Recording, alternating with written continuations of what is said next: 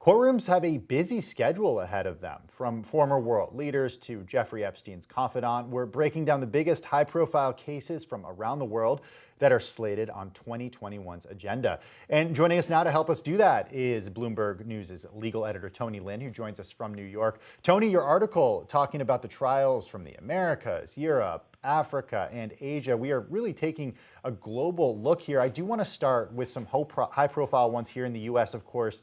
President Donald Trump. What could happen to President Trump if he faces legal action? Well, hi, Tim. As you know, there are a number of legal issues that the president and soon-to-be former president faces after he leaves office and he loses the protection of that office. Now, we're not saying that any one of those things will actually advance to a trial in the next year. There's an active investigation by the Manhattan DA's office, but it's really unlikely that that will become, even an indictment or much less a trial in the next year. And there are a number of lawsuits, but all these things seem to take amount of time. I think we thought we would include him mainly because if that did happen, and there is some small possibility with some of the lawsuits, it would become the trial of the year. Yeah, it would. This would be massive, and it's unclear, as you write, what court it would be in. Let's move now to Elizabeth Holmes, of course, of Theranos fame. She is the founder of Theranos, and the court is the U.S. District Court, Northern District of California in San Jose. Her trial was actually delayed because of the pandemic. What's on slate for 2021 for Elizabeth Holmes? Well, a trial. This trial Yeah. was Good one point. of the many that were delayed because of courtrooms were shut down across the country in spring, and this was originally scheduled for summer. I think early on there was a thought maybe this won't be delayed. It was then delayed until October, and then as the pandemic continued, it was pushed until this year.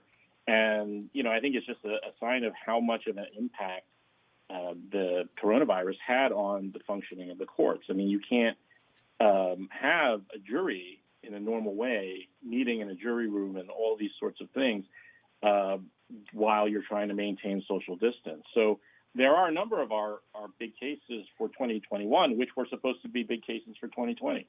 And I thought that was definitely one of the higher profile ones. What about Ghislaine Maxwell? Well, that's obviously going to be a massive trial.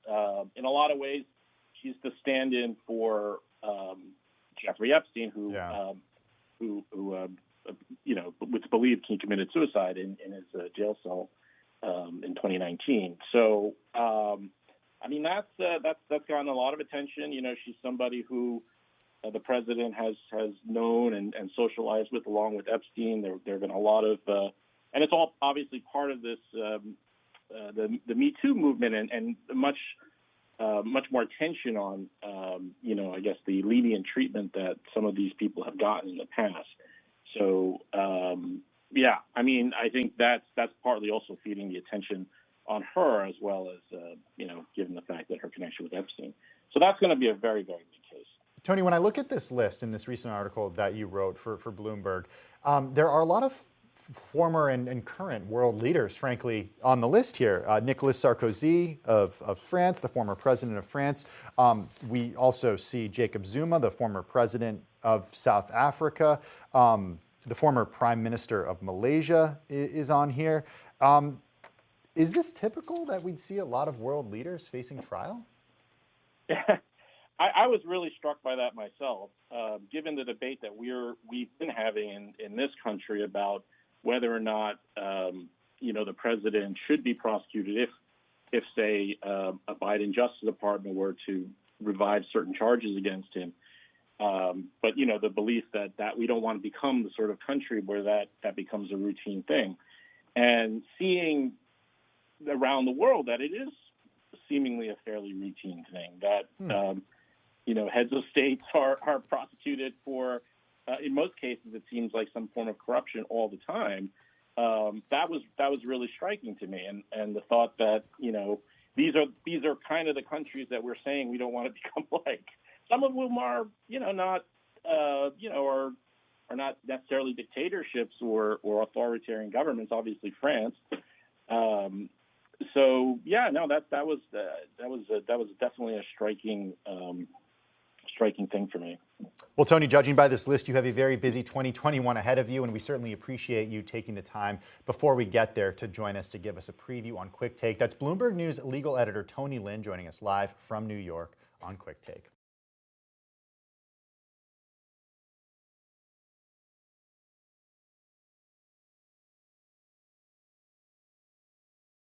The biggest stories the moment they happen from around the globe. Subscribe to Bloomberg Quick Take now for insight in an instant.